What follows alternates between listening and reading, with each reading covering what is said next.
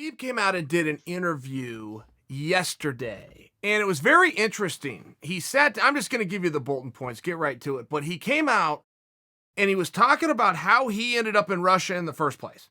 And he was saying, look, I was in California.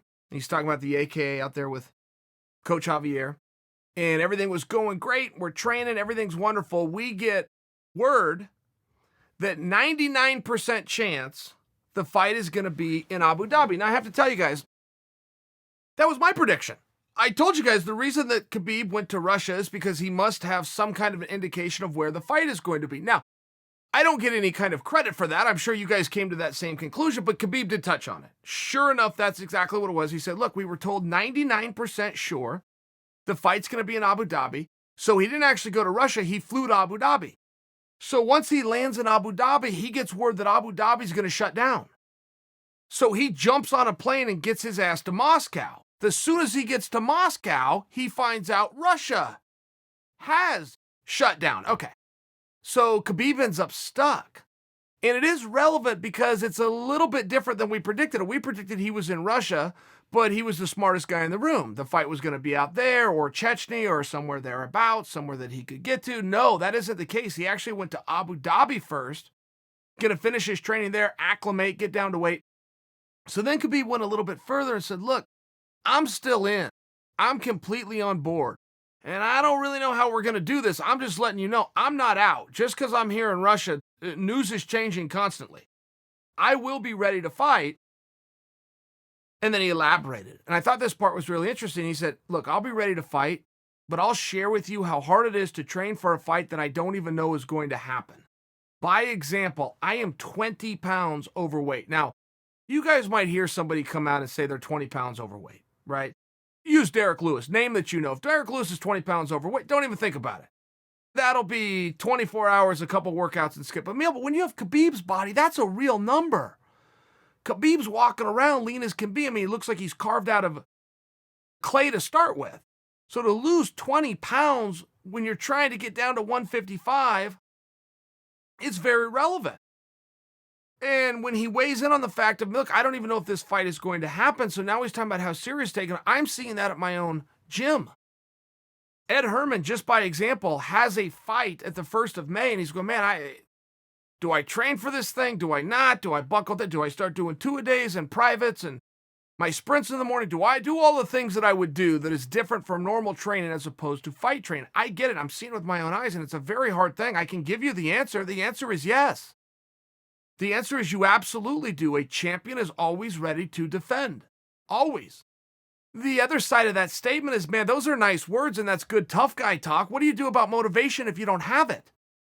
I hear coaches all the time tell their athletes, you must, and then fill in the blank.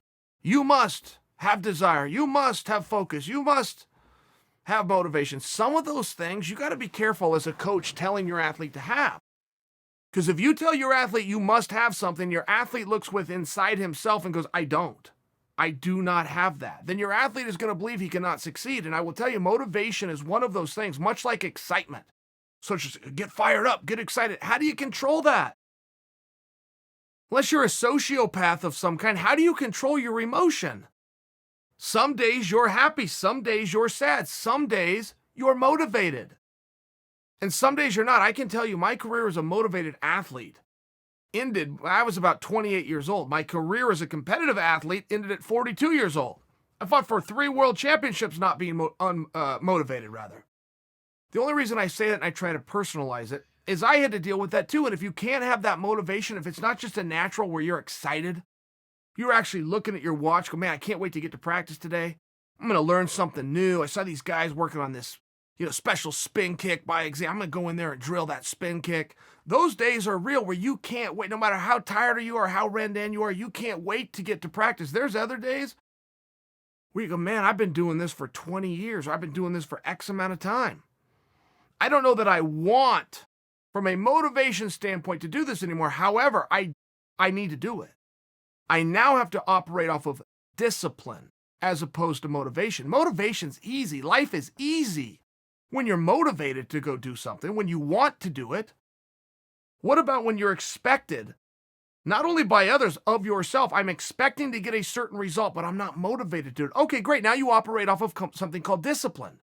The people in life who have discipline will go much further just because that candle can burn for much longer. So when I was motivated, I was in the gym every day at 3. I practiced until 5, and then I stuck around with a partner and worked on something private.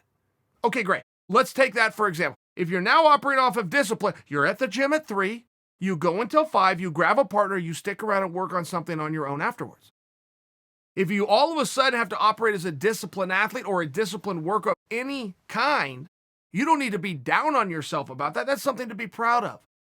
I will offer you and guys, we're in this world where everything's changing so quickly. It takes me roughly 4 hours. By the time I come and talk to you guys, roughly 4 hours to process this, edit this, and post this and get it out to you. I do not have complete confidence as I talk to you right now, in the brief 4 hours that it is before you hear and see this, that some rules won't change.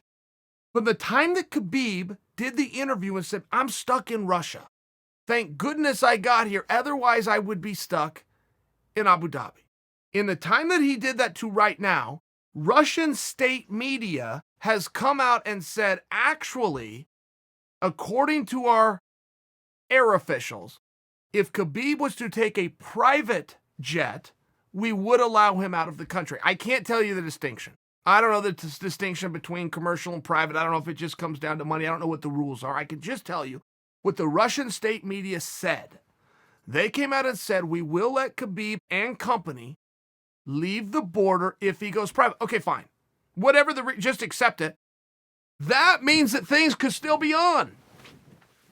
That means things could still be on. I fully believe, and I could have egg on my face, but so could a lot of you, because a lot of you are like me. I believe we're going to have a fight on April 18th. The question does come down to, is it Khabib versus Tony? I think that's fair. In order, first off, are we going to have a fight? I say yes. Second off, okay, who's fighting? At this point, yeah, I would really like Tony and Khabib. I was talking to Michael Bisping on his show the other day. He was saying, if Khabib's out, throw Conor in. I'm a little lighter on that. I think if Khabib is out, you're going to see Tony and Gaethje. I happen to think that Gaethje rumor is true. I also think that Gaethje positioned himself very well long ago. When this fight, don't forget, was scheduled for the Barclays Center. And it was Khabib versus Tony, but it had been scratched umpteen amount of times. Justin Gaethje steps in and says, I'm going to the batter's box. I'm going to be the guy that weighs in, that's on weight, that's just in case anything happens. I'm going to train. It's going to be hard. He said the same thing as Khabib said. He says, it's going to be hard. Be hard to get motivated and fired up for a fight that I don't even have, for a contract that I don't even have, for a title fight that's 5 rounds that nobody is telling me I'm having, but I'm going to tell the world. If anything happens to either one of those two guys, I'm stepping in. When Justin Gaethje came out and said that, he became the guy. It was as simple as any other job interview. If you're the only one that shows up, congratulations, you got the job. That's what happened. So Gaethje has positioned himself very well. And I take him at his word. I took him at his word 2 months ago that he would be in shape for 5 rounds. I took him at his word 2 months ago that he would be ready to make weight on April 17th and make the walk on April 18th. I still take him at his word. I think when you're armed with the fact that Khabib can now leave the country, information put out by state media, so I do believe it to be true, we still don't have a location.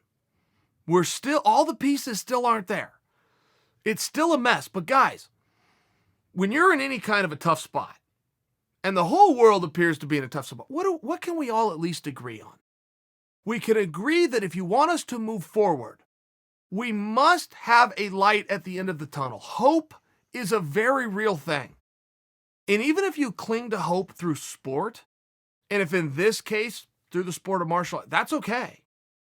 But we are learning how important it is that we have hope. Hope has not died. April 18th is not here. The white flag has not been raised. Let's see what happens. We're all standing by. But guys, we are far from done.